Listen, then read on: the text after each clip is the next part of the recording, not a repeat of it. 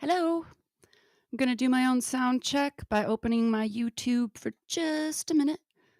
Make sure that I've got proper sound. Let's check it out. Waiting for it to begin. Do do do do do do do do do do. Waiting for the time delay.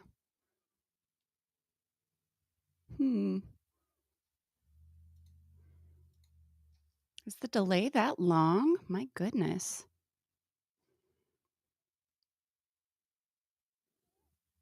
Waiting, waiting, waiting. There it is. Yep. Okay. Okay, yeah, that is a long delay after you just for people who haven't gone live before or very much, after I hit the go live in Restream, the button that's at the top right, um, it waits for almost, it looks like there's nearly a full minute before it actually goes live, and then there is a delay in your sound before it actually goes to streaming on your platform. So if you're ever wondering before you start messing around with live streaming, stuff like that, you'll figure it out. Just mess around with it. I know I've talked to a lot of people who were thinking about live streaming and haven't tried it yet. Just mess around with it. What's going to go, what's going to happen? What's going to go wrong? Who cares? Um, you know, most of the time people tune in late anyway, or you know, so who cares? Just try it out. It does work better with a headset if you're having other people join you. I am not, though, so I don't have to worry about any of that. And I don't think I'm gonna bother with any music today. Just gonna read for a while. Um, Still working on the the movie The Gray Man with Ryan Gosling and Chris Evans. It has its moments. And as far as action flicks goes, it's very good for action. Um, but I personally was not expecting to find some of the things that I did, and I had to go and do some studying on symbolism and stuff, and I'm still not satisfied with my personal breakdown of it. So, without further ado, Geraint and Enid. The brave Geraint, a knight of Arthur's court, a tributary prince of Devon, one of that great order of the Table Round, had married Enid, Eniol's only, I don't know if I said that one right, Eniol's only child, and loved her as he loved the light of heaven. And as the light of heaven varies, now at sunrise, now at sunset, now by night with moon and trembling stars, so loved Geraint to make her beauty vary day by day, in crimsons and in purples and in gems. And Enid, but to please her husband's eye, who first had found and loved her in a state of broken fortunes, daily fronted him in some fresh splendor, and the queen herself, grateful to Prince Geraint for service done, loved her, and often with her own white hands arrayed and decked her as the loveliest, next after her own self, in all the court. And Enid loved the queen, and with true heart adored her as the stateliest and best and loveliest of all women upon earth. And seeing them so tender and so close, long in their common love rejoiced Geraint. But when a rumour rose about the queen, touching her guilty love for Lancelot, though yet there lived no proof, nor yet was heard the world's loud whisper breaking into storm, not less Geraint believed it, and there fell a horror on him, lest his gentle wife, through that great tenderness for Guinevere, had suffered, or should suffer any taint in nature, Wherefore, going to the king, he made this pretext that his princedom lay close on the borders of a territory wherein were bandit earls and caitiff knights, assassins, and all flyers from the hand of justice, and whatever loathes the law. And therefore, till the king himself should please to cleanse this common sewer of all his realm, he craved a fair permission to depart, and there defend his marches. And the king mused for a little on his plea, but at last allowing it. The prince and Enid rode, and 50 knights rode with them to the shores of Severn, and they passed to their own land, where, thinking that if ever yet was wife true to her lord, mine shall be so to me. He compassed her with sweet observances and worship, never leaving her, and grew forgetful of his promise to the king, forgetful of the falcon and the hunt, forgetful of the tilt and the tournament, forgetful of his glory and his name, forgetful of his princedom and its cares, and this forgetfulness was hateful to her. And by, the people, when they met in twos and threes or fuller companies, began to scoff and jeer and babble of him as of a prince whose manhood was all gone, and molten down in mere uxoriousness. And this she gathered from the people's eyes. This, too, the women who attired her head to please her, dwelling on his boundless love, told Enid, and they saddened her the more. And day by day she thought to tell Geraint, but could not out of bashful delicacy, while he that watched her sadden was the more suspicious that her nature had a taint. At last it chanced that on a summer morn, they sleeping by each other, the new sun beat through the blindless casement of the room, and heated the strong warrior in his dreams, who, moving, cast the coverlet aside, and bared the knotted column of his throat, the massive square of his heroic breast, and arms on which the standing muscles sloped, as slopes a wild brook over a little stone, running too vehemently to break upon it. And Enid woke and sat beside the couch, admiring him, and thought within herself, was ever man so grandly made as he? Then, like a shadow, passed the people's talk and accusation of uxoriousness across her mind, and bowing over him, low to her own heart, piteously she said, O noble breast and all puissant arms, am I the cause, I, the poor cause, that men reproach you, saying all your force is gone? I am the cause, because I dare not speak and tell him what I think and what they say. And yet I hate that he should linger here. I cannot love my Lord and not his name. Far, far liever had I gird his harness on him, and ride with him to battle and stand by and watch his mightful hand striking great blows at caitiffs and wrongers of the world. Far better were I laid in the dark earth, not hearing any more his noble voice, not to be folded more in these dear arms, and darkened from the high light in his eyes, that my Lord through me should suffer shame.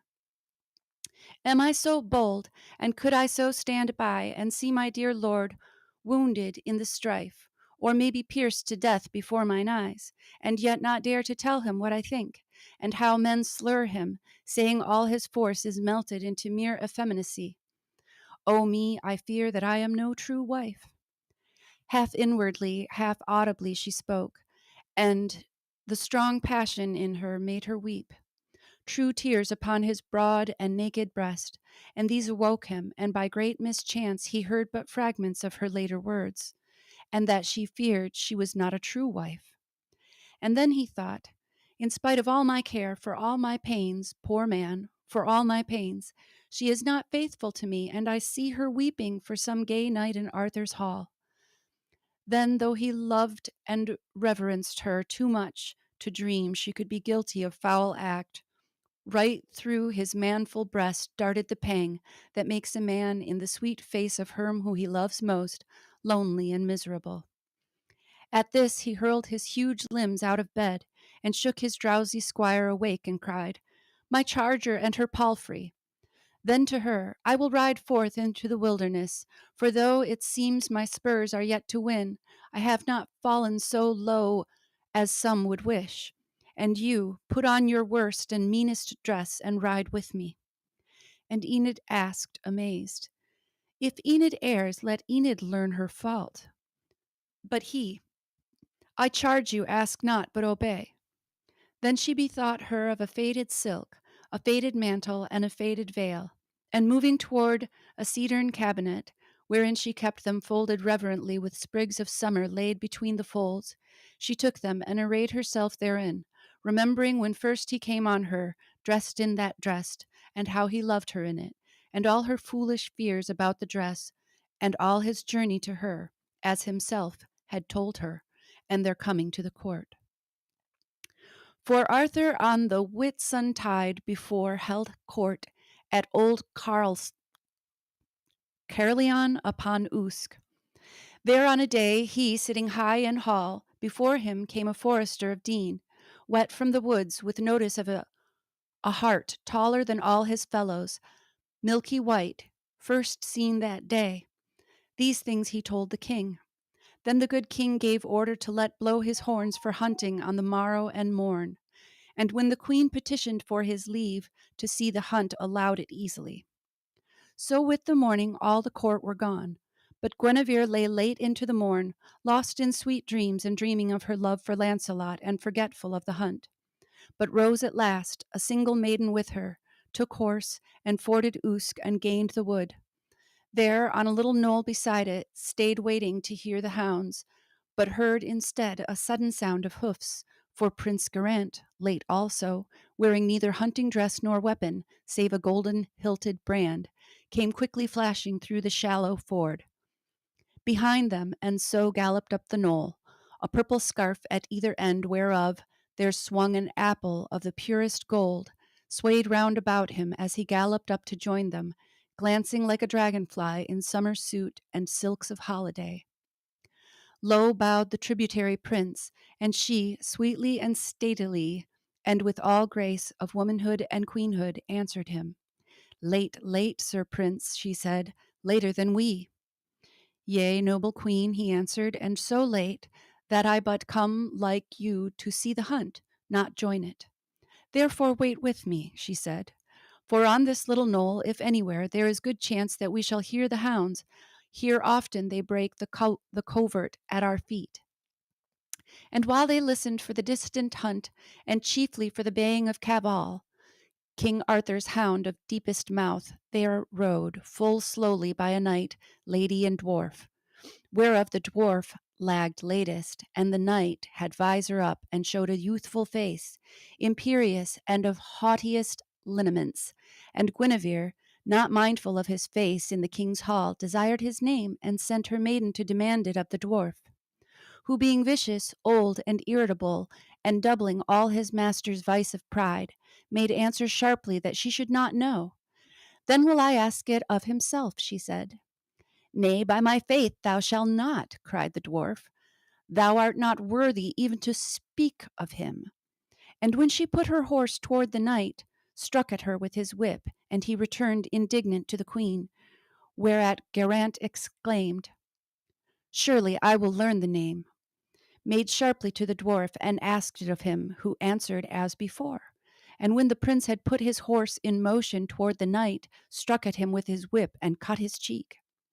The prince's blood spurted upon the scarf, dyeing it, and his quick instinctive hand caught at the hilt as to abolish him, but he, from his exceeding manfulness and pure nobility of temperament, wroth to be wroth at such a worm, refrained from even a word, and so returning said, I will avenge this insult, noble queen, done in your maiden's person to yourself, and I will track this vermin to their earths. For though I ride unarmed, I do not doubt to find at some place I shall come at, arms on loan or else for pledge, and being found, then I will fight him, and will break his pride. And on the third day will again be here, so that I be not fallen in fight. Farewell.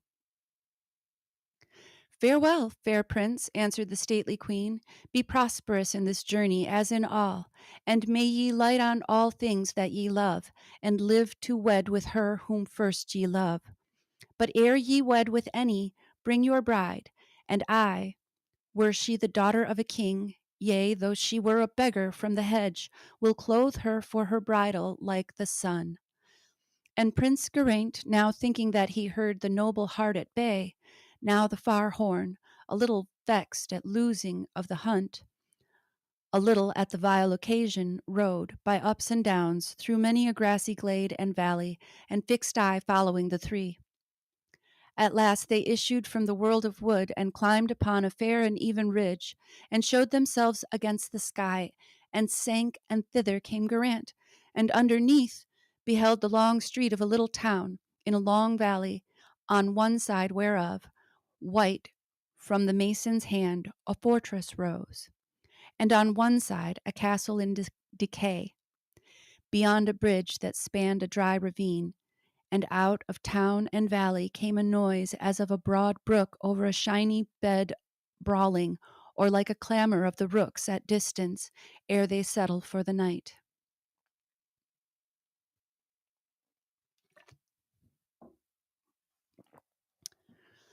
And onward to the fortress rode the three, and entered, and were lost behind the walls. So, thought Geraint, I have tracked him to his earth.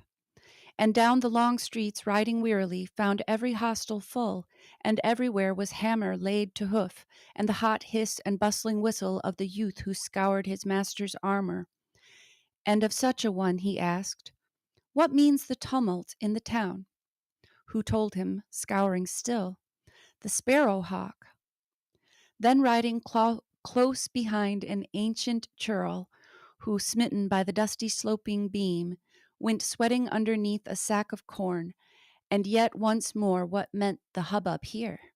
Who answered gruffly, Ugh, the sparrow hawk. Then riding further past an armorer's, who, with back turned and bowed above his work, sat riveting a helmet on his knee. He put the self same query, but the man, not turning round nor looking at him, said, Friend, he that labors for the sparrow hawk has little time for idle questioners. Whereat Geraint flashed into sudden spleen. 1,000 pips eat up your sparrow hawk. Tits, wrens, and all winged nothings peck him dead. Ye think the rustic cackle of your burg the murmur of the world. What is it to me, O wretched set of sparrows, one and all, who pipe of nothing but sparrow hawks? Speak, if ye be not like the rest, hawk mad. Where can I get me harborage for the night? And arms, arms, arms to fight my enemy. Speak. At this, the armorer, turning all amazed, and seeing one so gay in purple silks, came forward with the helmet yet in hand, and answered, Pardon me, O stranger knight. We hold a tourney here tomorrow morn, and there is scantly time for half the work. Arms? Truth, I know not. We all are wanted here. Harborage? Truth. Good truth? I know not, save it may be at Earl Eniol's over the bridge yonder. He spoke and fell to work again. Then rode Geraint, a little spleenful yet, across the bridge that spanned the dry ravine. There musing sat the hoary-headed earl, his dress a suit of frayed magnificence, once fit for feasts of ceremony, and said, Whither, fair son? To whom Geraint replied, O friend, I seek a harborage for the night. Then Eniol, Enter therefore, and partake the slender entertainment of a house once rich, now poor, but ever open-doored. Thank you, venerable friend, replied Geraint. So that ye do not serve me sparrow hawks for supper, I will enter, I will eat, with all the passion of a 12 hours fast. Then sighed and smiled the hoary-headed earl, and answered, Graver cause than yours is mine to curse this hedgerow thief, the sparrow hawk. But go in, for save yourself desire it, we will not touch upon him even in jest. Then rode Geraint into the castle court, his charger trampling many a prickly star of sprouted thistle on the broken stones. He looked and saw that all was ruinous.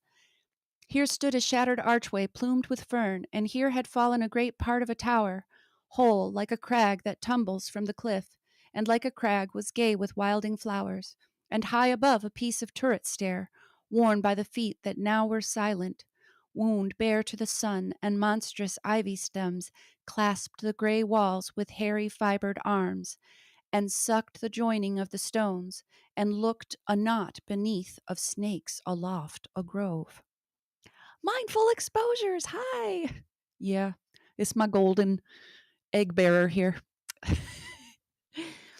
And while he waited in the castle court, the voice of Enid, Eniol's daughter, rang clear through the open casement of the hall, singing, and as the sweet voice of a bird, heard by the lander in a lonely isle, moves him to think what kind of bird it is that sings so delicately clear, and make conjecture of the plumage and the form. So the sweet voice of Enid moved Geraint, made him like a man abroad at morn, when first the liquid note of beloved of men, comes flying over many a windy cave to Britain, and in April suddenly breaks from a coppice gemmed with green and red, and he suspends his converse with a friend. Or it may be the labor of his hands to think or say. There is the nightingale. So fared it with Geraint, who thought and said, here, by God's grace, is the one voice for me. It chanced the song that Enid sang was one of fortune and her wheel, and Enid sang, turn, fortune, turn thy wheel and lower the proud. Turn thy wild wheel through sunshine, storm, and cloud. Thy wheel and thee we neither love nor hate. Turn, fortune, turn thy wheel with smile or frown. With that wild wheel we go not up or down. Our hoard is little, but our hearts are great. Smile and we smile, the lords of many lands. Frown and we smile, the lords of our own hands. For man is man, and master of his fate. Turn, turn thy wheel above the staring crowd. Thy wheel and thou are shadows in the cloud. Thy wheel and thee we neither love nor hate.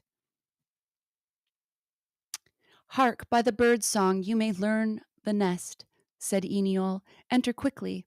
Entering then, right over a mount of newly fallen stones, the dusky raftered many cobwebbed hall, he found an ancient dame in dim brocade, and near her, like a blossom vermilion white, that doesn't make sense.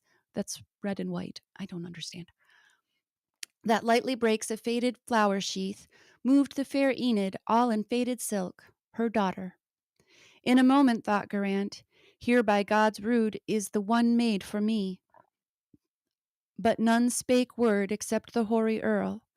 Enid, the good knight's horse stands in the court. Take him to stall and give him corn, and then go to the town and buy us flesh and wine. And we will make us merry as we may. Our hoard is little, but our hearts are great. He spake, the prince, as Enid passed him, fain to follow, strode astride, but Eniol caught his purple scarf and held, and said, forbear, rest. The good house, though ruined, O my son, endures not that her guest should serve himself. And reverencing the custom of the house, Geraint, from utter courtesy, forbore. So Enid took his charger to the stall, and after went her way across the bridge, and reached the town. And while the prince and earl yet spoke together, came again with one, a youth, that following with a costrol, bore the means of goodly welcome, flesh and wine. And Enid brought sweet cakes to make them cheer, and in her veil enfolded manchet bread. And then, because their hall must also serve for kitchen, boiled the flesh and spread the board, and stood behind, and waited on the three. And seeing her so sweet and serviceable, Geraint had longing in him evermore to stoop and kiss the tender little thumb that crossed the trencher as she laid it down. But after all had eaten, then Geraint, for now the wine made summer in his veins, let his eye rove in following or rest on Enid at her lowly handmade work. Now here, now there, about the dusky hall, then suddenly addressed the hoary earl.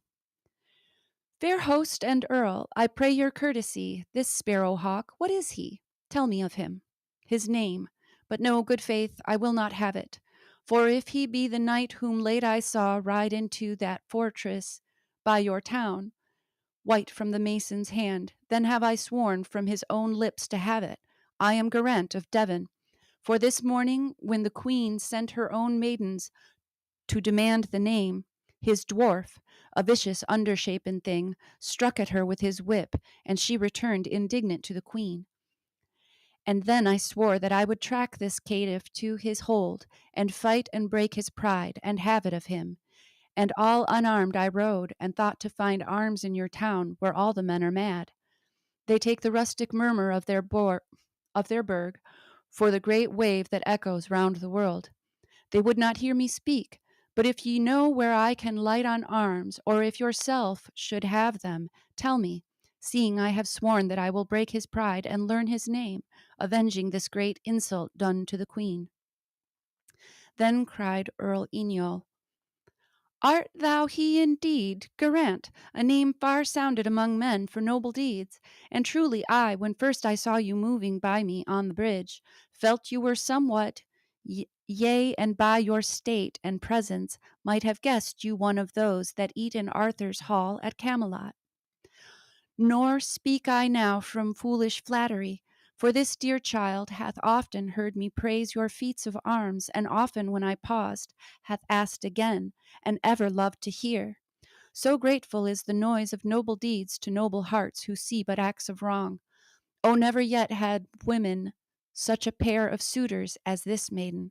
First Lemures, a creature wholly given to brawls and wine, drunk even when he wooed, and be he dead, I know not, but he passed to the wild land. The second was your foe, the sparrowhawk, my curse, my nephew. I will not let his name slip from my lips if I can help it. He, when I that knew him, fierce and turbulent, refused her to him, then his pride awoke, and since the proud man often is the mean, he sowed a slander in the common ear, affirming that his father left him gold, and in my charge, which was not rendered to him, bribed with large promises the men who served about my person, the more easily because my means were somewhat broken into through open doors and hospitality. Raised my town against me in the night, before my Enid's birthday, sacked my house, from mine own earldom foully ousted me, built that new fort to overawe my friends, for truly there are those who love me yet, and keep me in this ruinous castle here, where doubtless he would put me soon to death, but that his pride too much despises me. And I myself sometimes despise myself, for I have let men be and have their way, am much too gentle, have not used my power, nor know I whether I be very base or very manful, whether very wise or very foolish. Only this I know, that whatsoever evil happen to me, I seem to suffer nothing heart or limb, but can endure it all most patiently. Well said, true heart, replied Geraint, but arms, that if the sparrowhawk this nephew fight, in next day's tourney I may break his pride. And Eniol answered, Arms indeed, but old and rusty, Prince Geraint, are mine, and therefore at your asking yours. But in this tournament can no man tilt, except the lady he loves best be there.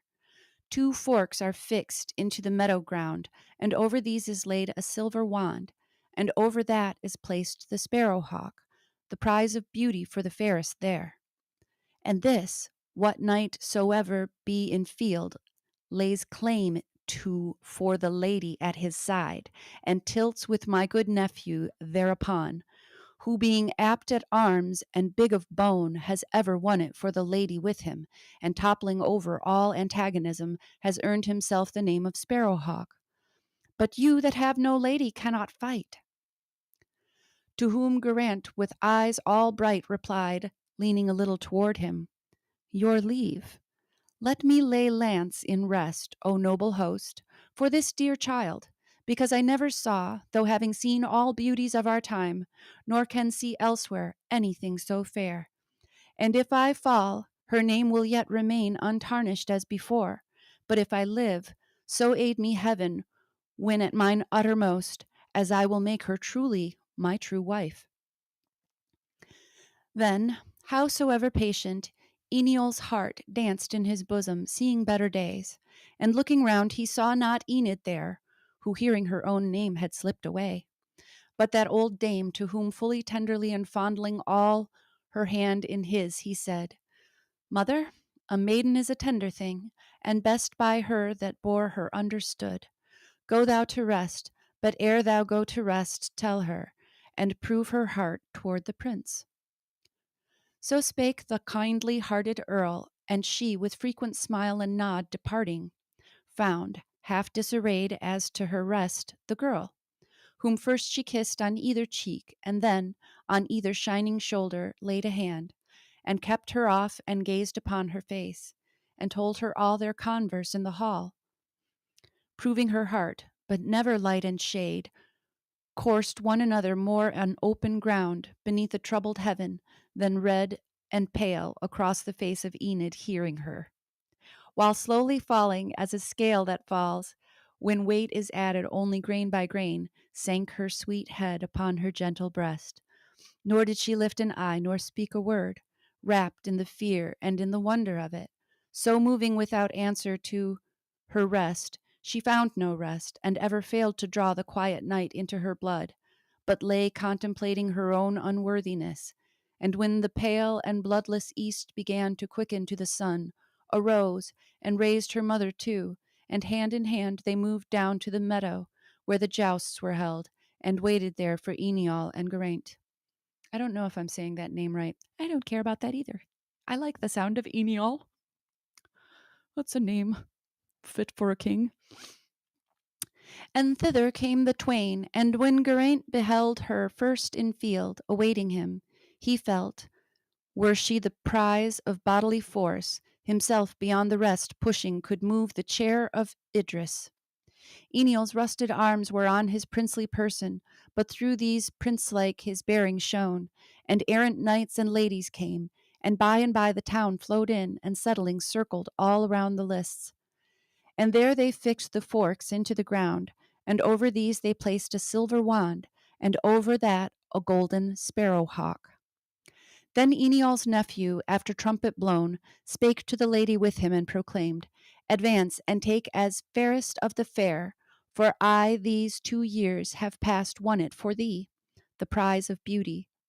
Loudly spake the prince, Forbear, there is a worthier. And the knight, with some surprise and thrice as much disdain, turned and beheld the four, and all his face glowed like the heart of a great fire at Yule. So burnt he was with passion, crying out, Do battle for it then. No more, and thrice they clashed together, and thrice they brake their spears.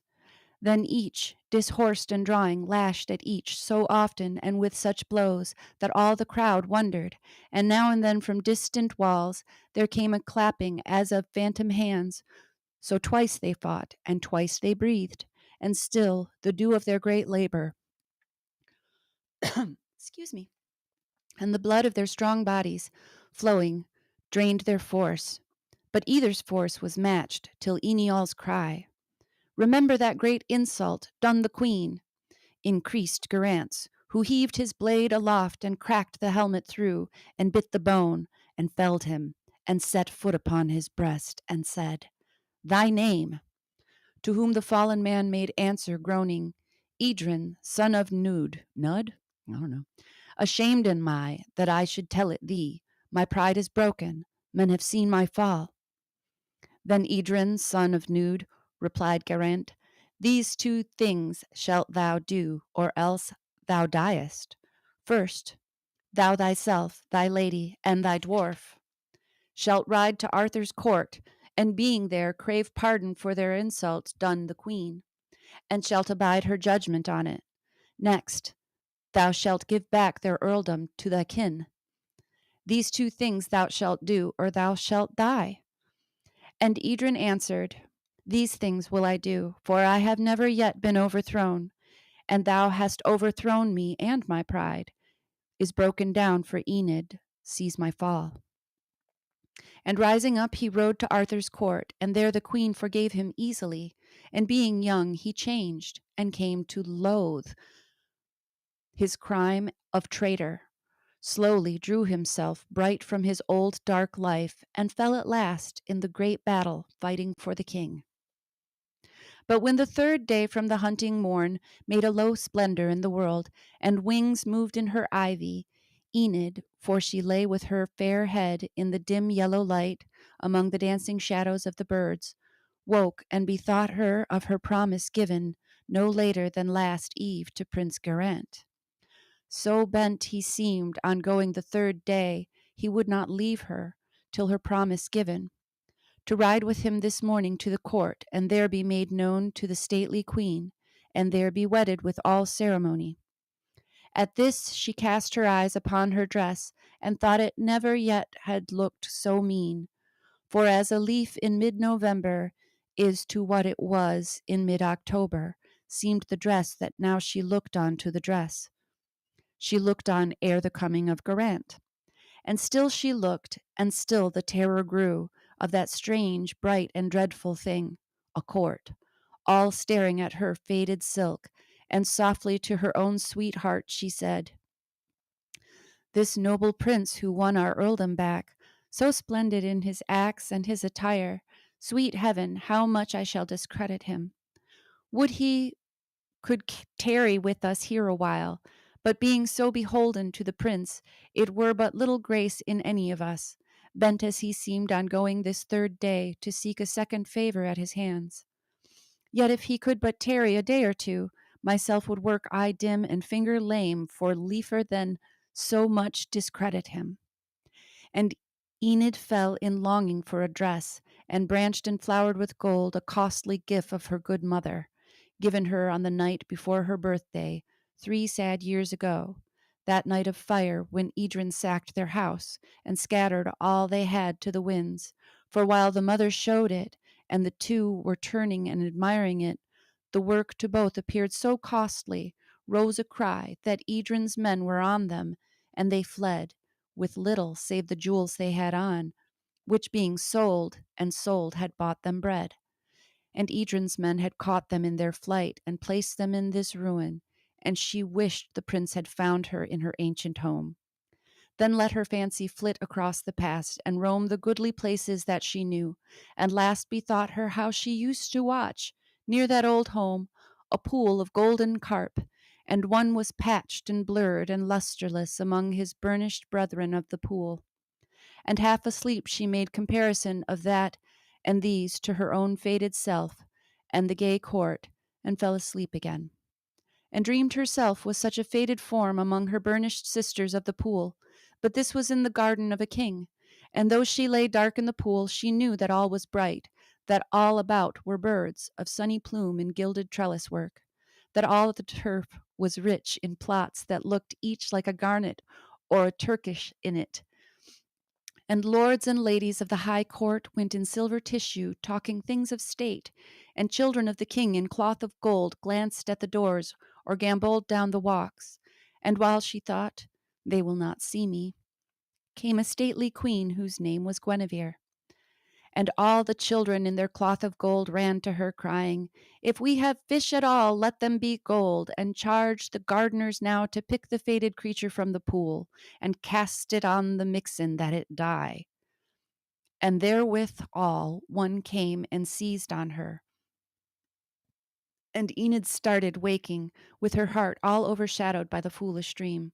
And lo, it was her mother grasping to get her well awake, and in her hand a suit of bright apparel, which she laid flat on the couch and spoke exultingly.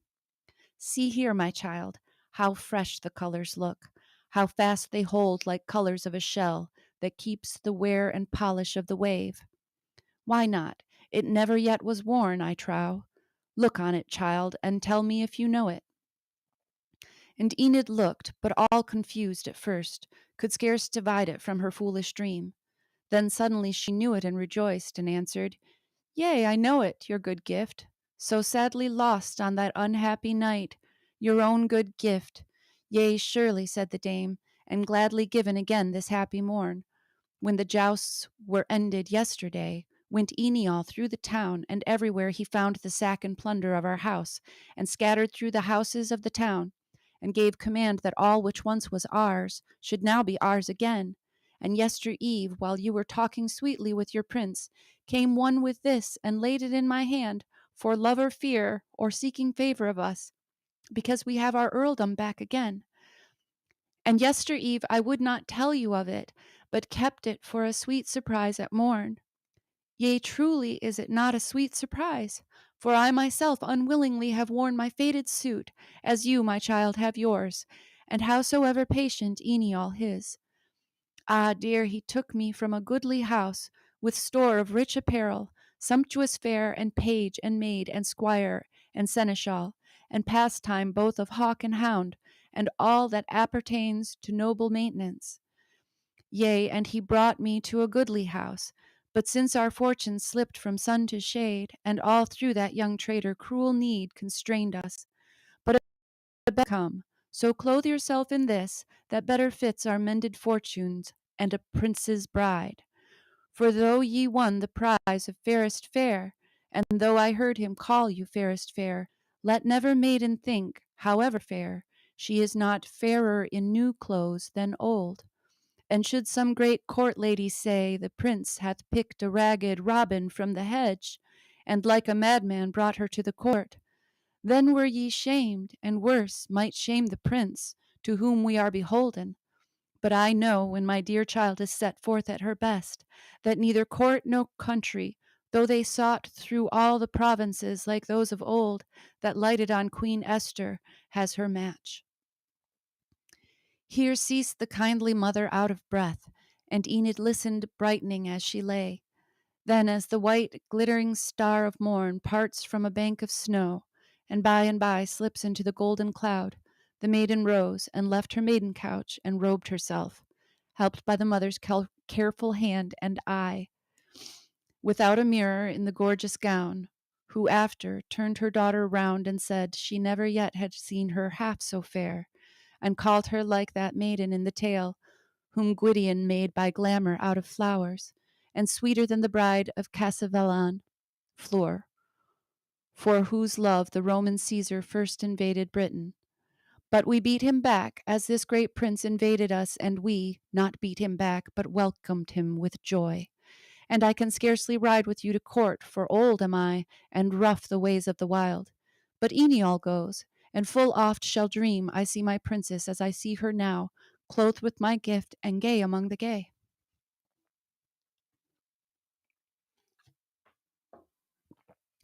And while the women thus rejoiced, Geraint woke where he slept in the hall, and called for Enid. And when Eniol made report of that good mother making Enid gay in such apparel as might well beseem his princess, or indeed the stately queen, he answered, Earl, entreat her by my love, albeit I give no reason but my wish, that she ride with me in her faded silk. Eniol with that hard message went. It fell, like flaws in summer laying lusty corn. For Enid, all abashed, she knew not why, dared not glance at her good mother's face, but silently, in all obedience, her mother silent too, nor helping her, laid from her limbs the costly broidered gift, and robed them in her ancient suit again, and so descended. Never man rejoiced more than Geraint to greet her thus attired, and glancing all at once as keenly at her, as careful Robin's eye the delver's toil, made her cheek burn and either eyelid fall, but rested with her sweet face satisfied. Then seeing cloud upon the mother's brow, her by both hands he caught, and sweetly said, O my new mother, be not wroth or grieved at your new son for my petition to her. When late I left Caerleon, our great queen, in words whose echo lasts, they were so sweet, made promise that whatever bride I brought, herself would clothe her like the sun in heaven. Thereafter, when I reached this ruined hold, beholding one so bright in dark estate, I vowed that could I gain her, our kind queen, no hand but hers should make your Enid burst sunlight from cloud. And likewise thought perhaps that service done so graciously would bind the two together, for I wish the two to love each other. How should Enid find a nobler friend? Another thought I had. I came among you here so suddenly that though her gentle presence at the lists might well have served for proof that I was loved, I doubted whether filial tenderness or easy nature did not let itself be molded by your wishes for her weal, or whether some false sense in her own self of my contrasting brightness overbore her fancy dwelling in this dusky hall, and such a sense might make her long for court and all its dangerous glories. And I thought that I could some way prove such force in her, linked with such love for me, that at word, no reason given her, she could cast aside a splendor dear to women, new to her, and therefore dearer, or if not so new, yet therefore tenfold dearer by the power of intermittent custom. Then I felt that I could rest, a rock in ebbs and flows, fixed on her faith. Now, therefore, I do rest, a prophet certain of my prophecy, that never shadow of mistrust can cross between us. Grant me pardon for my thoughts, and for my strange petition.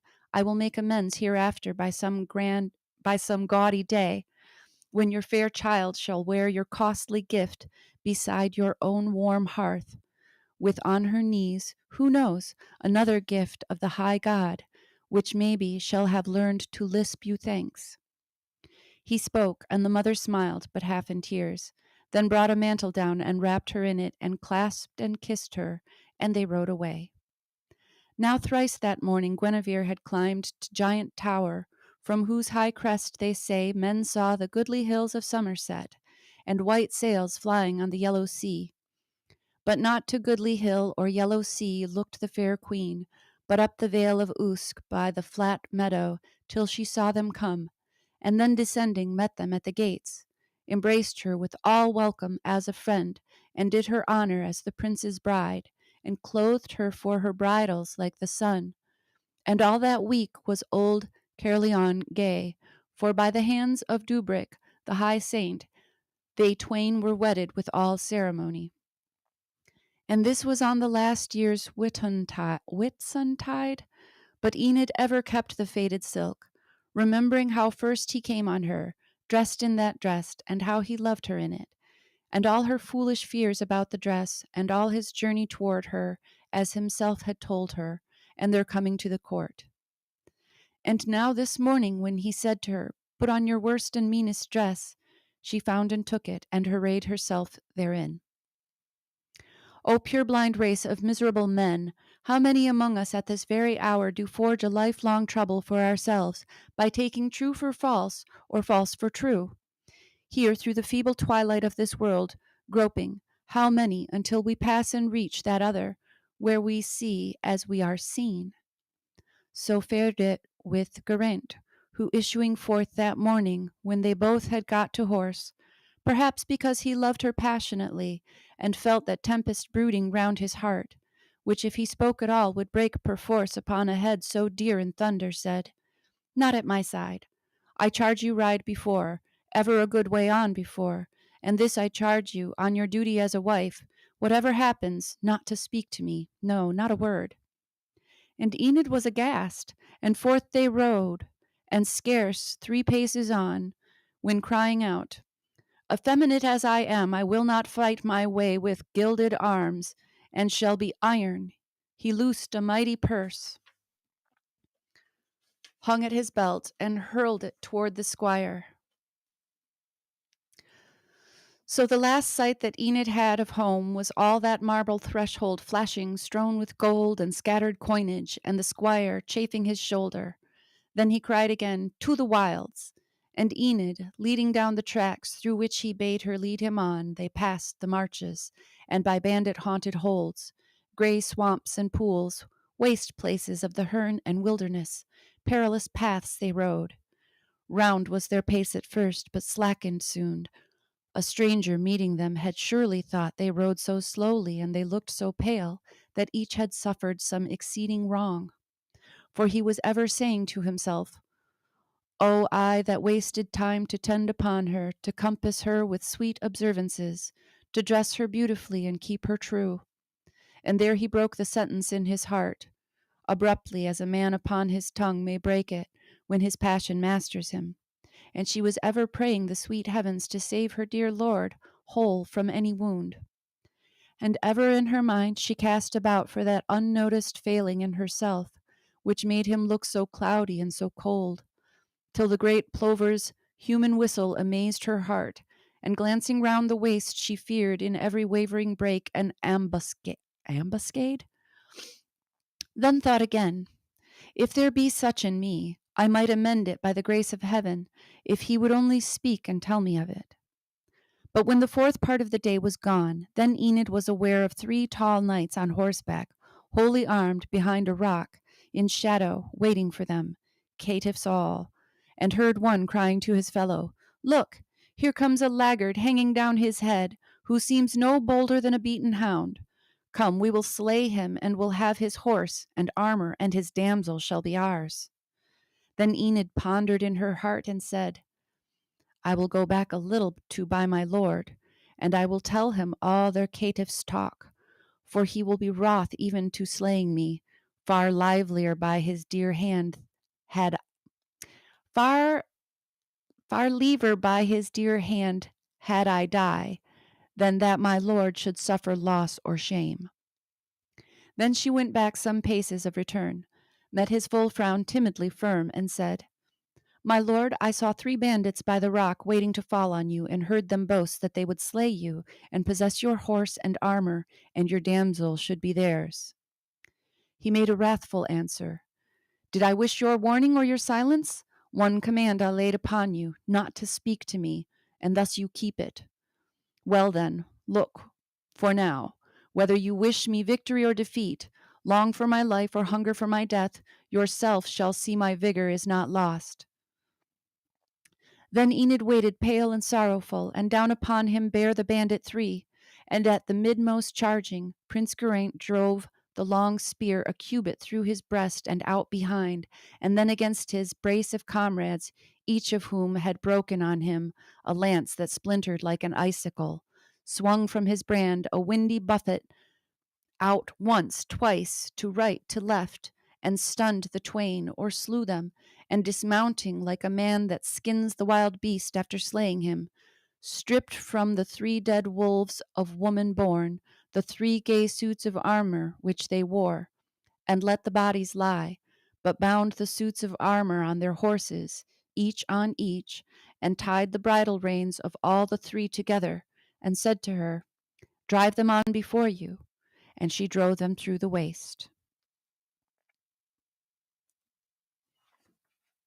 Let me see how much longer this story is. We've been reading for an hour. This is several more pages, and it's difficult to read this stuff. Oh my gosh, the language is difficult, and the punctuation, is not what we're used to in the 21st or even the 20th century. So that was an hour's worth of the tale of Geraint and Enid. And I had to look up how to say that Geraint. It's still a name used in Welsh. So that one wasn't hard. But some of the other names in here, no, I don't know them. So let's see who joined us today for Tales from King Arthur's Court. Mindful Exposures, Jess Palmer, Lord Racer, and Anto. So nice to see you all. I hope you enjoy this style of storytelling. It's difficult to read. Not gonna lie. I think I'm doing all right with it, though. Sometimes it tends to run on at sentences, and I might not have the correct inflection. But I think we'll all get by because this seems quite timely once again for what's happening in my own weird life. Interesting stuff. So, yeah, I think we've got about another hour of this story to go. So I will probably continue tomorrow or the next day. I got much better energy this week than I had the last couple days. I was just wiped out, as I've said. Wiped out. I don't know why.